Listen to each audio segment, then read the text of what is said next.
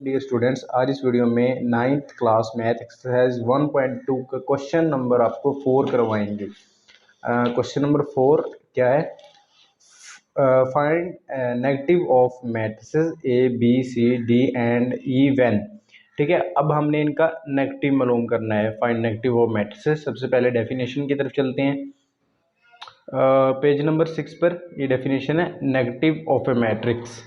Let A be a matrix, then its negative minus A is obtained by changing the sign of the entries of A।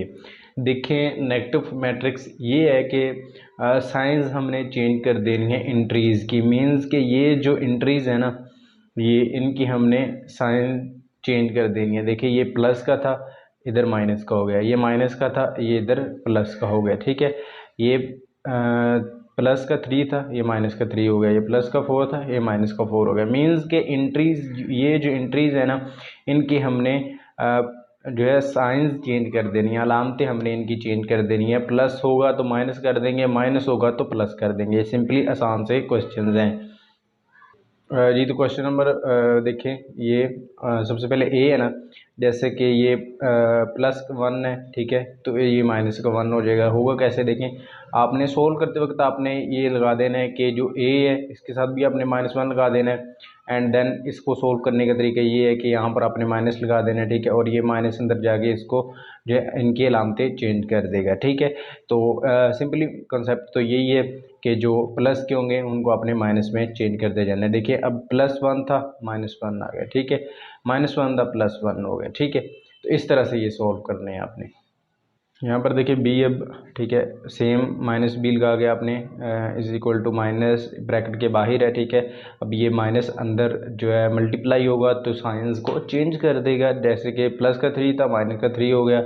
Minus का 1 था, plus का 1 हो गया। -2 था, sorry +2 था, -2 हो गया। +1 था, -1 हो गया। ठीक है, इसी तरह से सी वाला भी है। देखिए, ये भी सेम टू सेम ऐसे ही है। ठीक है, कि प्लस का 2 था, माइनस का 2 हो गया। +6 था, -6 हो गया। +3 था, -3 हो गया। 2 प्लस का 2 था, माइनस का 2 हो गया। सेम एज इट ये डी है। ठीक है, ऐसे ये डी है। -3 था, +3 हो जाएगा।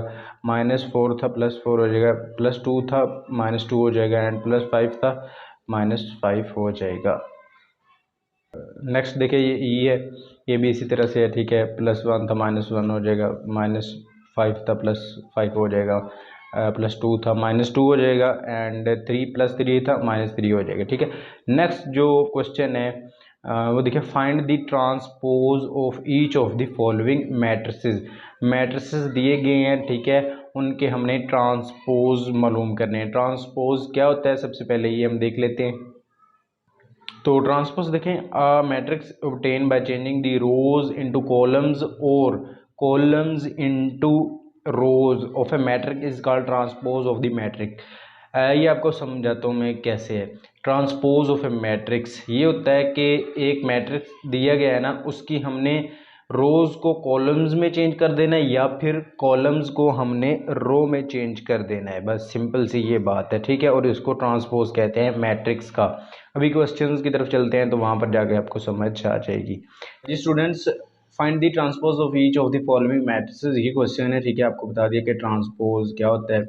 ठीक है, और ट्रांसपोज में ये होता है कि हमने रोज को कॉलम्स में चेंज कर देना है या कॉलम्स को हमने रोज में चेंज कर देना है। ठीक है, इस तरीके से हम किसी भी मैट्रिक्स का ट्रांसपोज ले सकते हैं। ठीक है, यहाँ पर अब क्वेश्चन की मदद से आपको समझाने की कोशिश करता हूँ। जैसे कि ये एक मैट्रिक्स है ए। ठीक है, इसकी यहाँ पर देखें, ये कॉलम्स दिए गए हैं। ठीक है, कॉलम्स को हमने रो में चेंज कर दिया। ठीक है, ऐसे ये बी है। ठीक है, ये रोज हैं। ठीक है, रोज हैं। ये एक रो है ना, ठीक है, उसको हमने कॉलम में चेंज कर दिया। ठीक है, तो यहाँ पर देखें सी देखें, तो ये देखें सी में ये रो है ना, सॉरी ये कॉलम है ना, कॉलम को हमने रो में चेंज कर दिया। और ये भी कॉलम है, इसको भी हमने रो में चेंज कर दिया। अब ये 1 एंड 2 ये क्या है, ये एक रो है, इसको हमने कॉलम में चेंज कर दिया। 1 एंड 2 आ गया।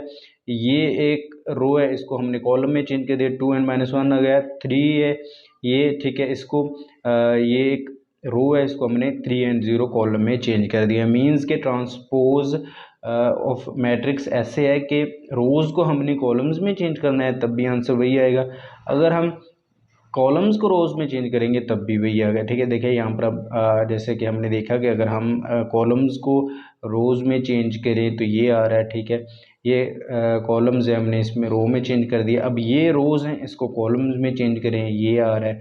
ठीक है, मीन्स के आंसर सेम ही आएगा। रोज़ को चेंज कर लें कॉलम्स को, means that transpose of a matrix is change of rows into columns and columns into rows, या कॉलम्स को चेंज कर दे रोज़ में, रोज़ को कॉलम्स में चेंज करना। ठीक है, ऐसे ही सारे डी है आगे। ठीक है, 2 और 3 है, जैसे 2 और 3। ठीक है, ये रो है ना, इसको हमने कॉलम में चेंज कर दिया, 2 और 3 आ गए। ये रो है, इसको हमने कॉलम में चेंज कर दिया। ये कॉलम है, इसको हमने ये कॉलम है ना, इसको हमने रो में चेंज कर दिया, और ये कॉलम है, इसको हमने रो में चेंज कर दिया। ठीक है, उम्मीद है कि आपको समझ आ गई होगी। नेक्स्ट ये देखें, यहाँ पर ये कॉलम है, इसको हमने रो में चेंज कर दिया। ये कॉलम है, इसको हमने रो में चेंज कर दिया।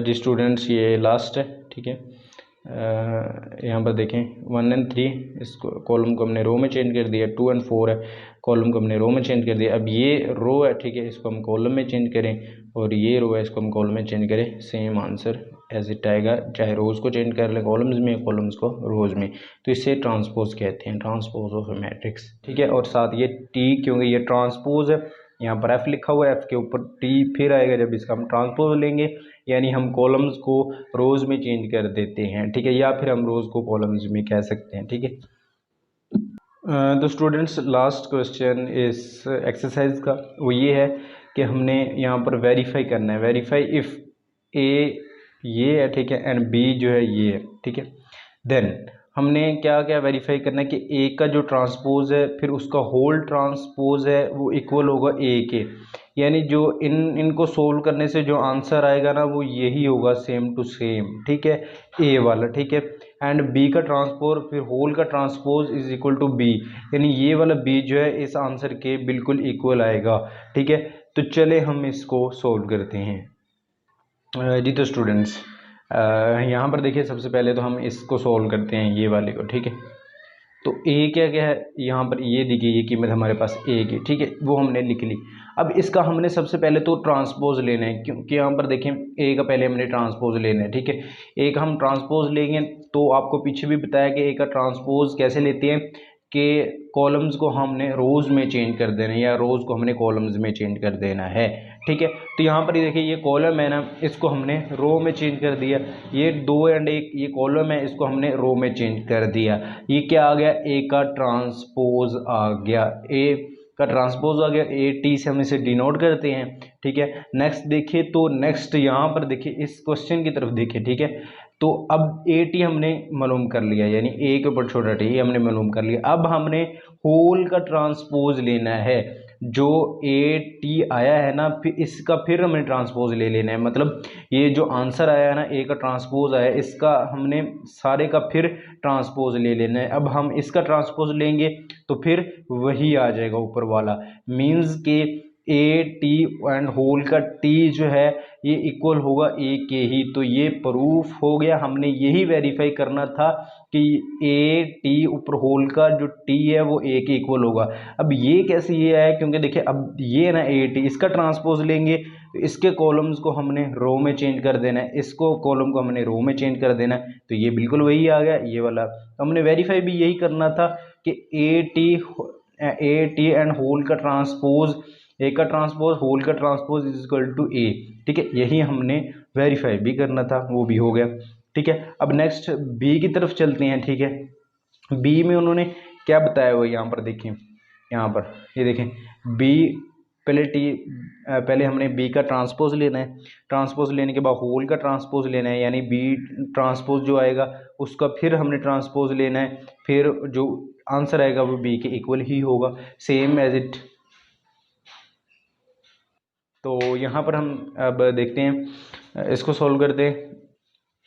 देखिए बी है ना, इसका ट्रांसपोज लेंगे तो हम इसके जो कॉलम्स होंगे उसे हम रोज़ में चेंज कर देंगे।